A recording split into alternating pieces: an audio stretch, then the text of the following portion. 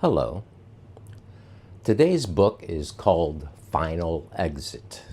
It is by Derek Humphrey, and he's a British guy, and it was from the mid 20th century, I guess, late 20th century.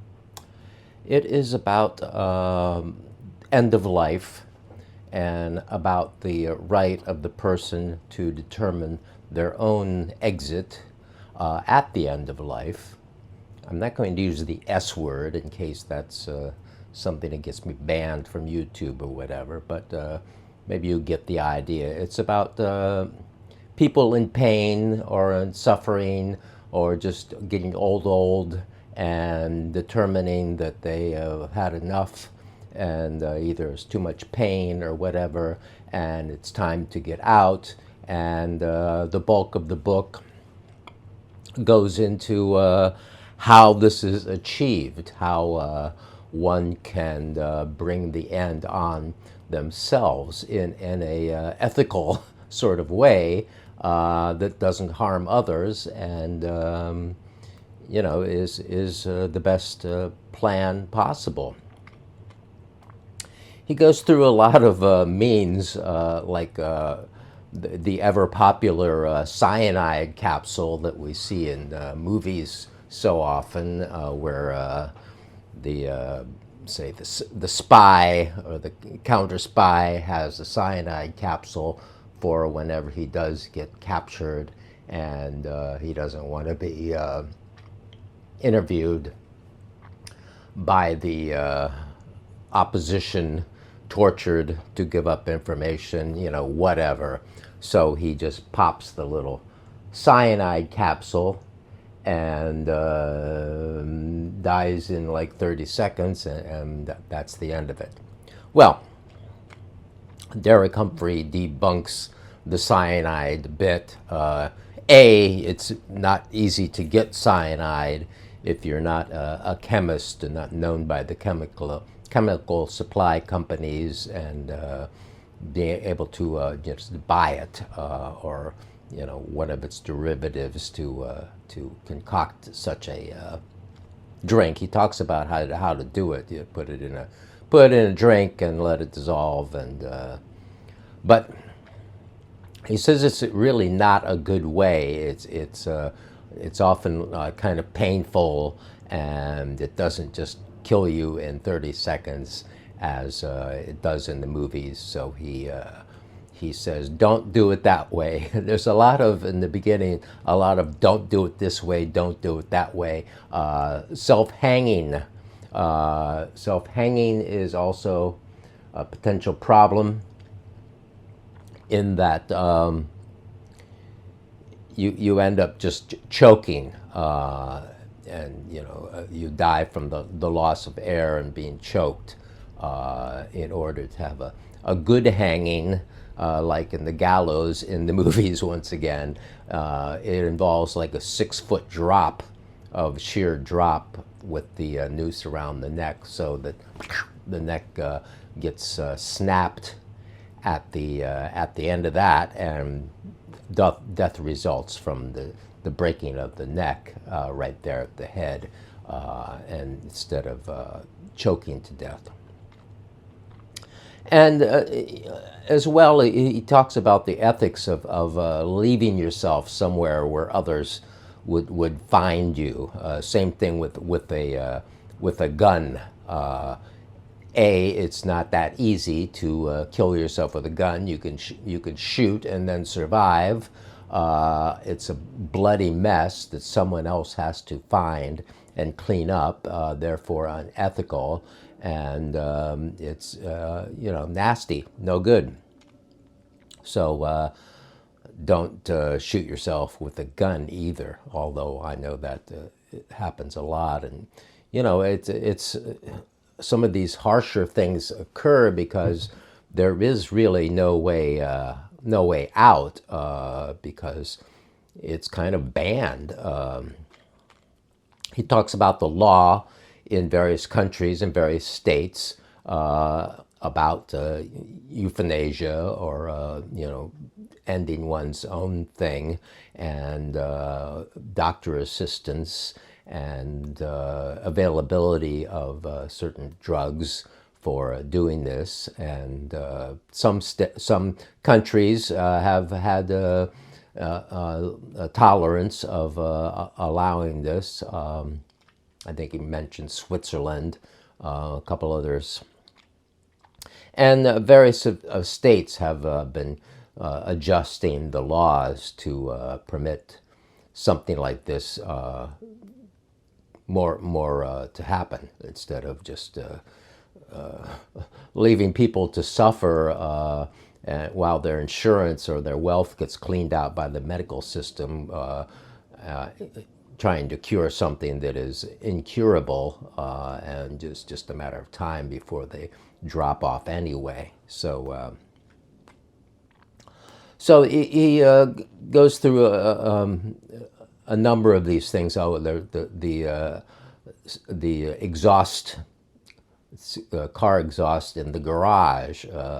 This is also not necessarily doable. He said that the catalytic converters are cutting down on the amount of nastiness, I guess, carbon monoxide or whatever in the exhaust, which makes it possible for you can run out of gas, or the motor shuts down before the whole thing is achieved. And then where are you? Like, you don't want to like mess up with these things, because if you expose yourself to a lot of carbon monoxide like that, you can have serious brain damage but not be dead. So, and then you're in another dilemma, which could even be considered worse. So what else does he go into? Oh, the oven, sticking your head in the oven, the Sylvia Plath thing. Once again, he says in the olden days, they used a different kind of gas, natural gas, to power the ovens and so forth. And so the gas nowadays is not as lethal as it was, I guess, in Sylvia Plath's or whatever's era, and therefore that's not a foolproof method either. So don't try sticking your head in the oven. He does have one method that he goes into great detail as to. Don't drive into a wall and cause a car accident, because that might work or might not work. All these things that might work but also might not work. And then if you plow your car off a cliff or whatever, you could end up being just messed up more, instead of the results that are looked for in such an endeavor, such a task. So he does supply at the end a means that he feels is ethical, and also that it works, and that one can get the supplies for. And it involves putting a plastic bag over one's head, a large plastic bag, like a medical mask over that, so you're not sucking the plastic into your mouth, and taking a lot of like sleeping pills and over the counter, Somonex or whatever, sleeping aids, so you can get like this and then go to sleep. And then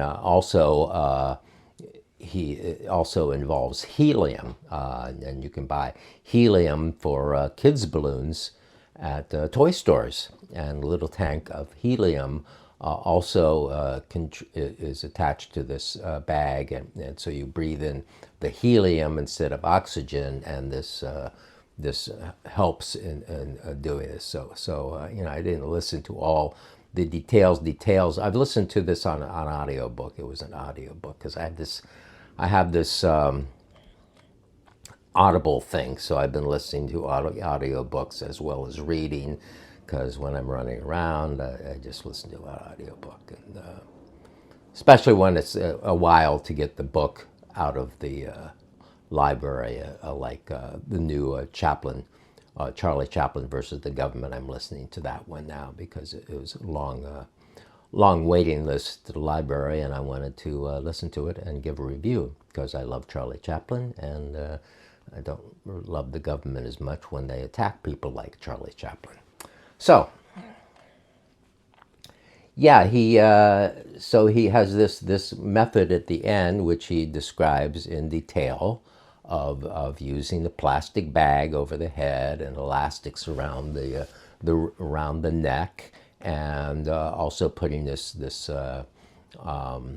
helium into it, and also being prepared to like sleep, and then within a half hour of this, death is going to occur, and so it's, and then at that point it's mission accomplished, I guess. So that's he does supply this one way, because otherwise it's hard to get barbiturates, other drugs that would knock you out really easily. Over the counter stuff, yeah, you can take a bunch of aspirin, but you're going to start bleeding to death.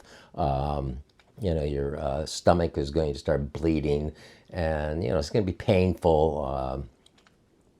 Some of these things that I'd heard about. He does mention Scott Nearing, and I remember hearing old Pete Seeger, the folk singer and activist at the end of his days, talking about his old friend Scott Nearing, who had this farm.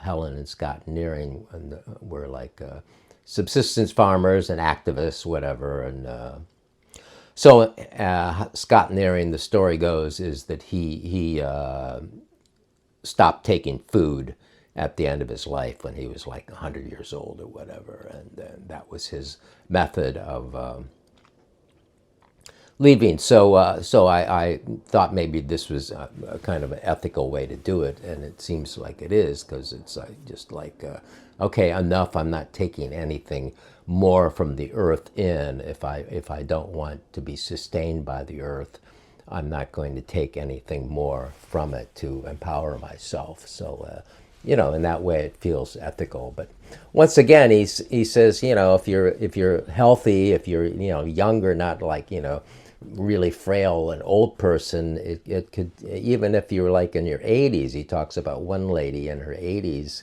who did this, and it can take like a month for you to diminish enough to achieve the final result that you're looking for, and that's a whole month, and that it helps to have a doctor involved who is going to give you like morphine patches or something to take care of the pain and the discomfort through this process. So once again, he comes up with this bag thing, and although it seems sort of distasteful to have a plastic bag over your head, he said, it can be opaque if you don't want to see. So, but that's the method that he recommends, and the method that is available to actually do for people who are in this position and suffering, and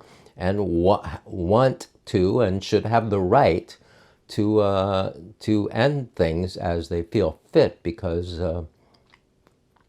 talk about personal autonomy and freedom. That this is a little basic as far as all that goes, as the most autonomous freedom there you could possibly get in, and deciding what to do at the end of one's life. So so that's the book, nonfiction, Derek Humphrey, Final Exit, and it was all sort of interesting. It's brief. It's only 240 pages long or whatever, so it wasn't a long listen to, and you know, it's quite interesting. You know, he talks about how he got into this with his wife had some kind of horrible cancer or whatever, and he assisted her and wrote a book about that, Jane's Way or something. Her name was Jane, and so that's how he got into it. And he's the guy that started the Hemlock Society, which is a group that he said it dissolved and turned into something else. So I'm not sure this guy's actually still living. He's getting rather elderly if he is, but so he started the Hemlock Society, and then he said it turned into something else, converged with something else. I don't know what it converged with, but apparently there are associations that one can join up in you know, in this kind of interest. And so that's Final Exit. And we'll talk to you again if you tune in again. All right? Bye-bye.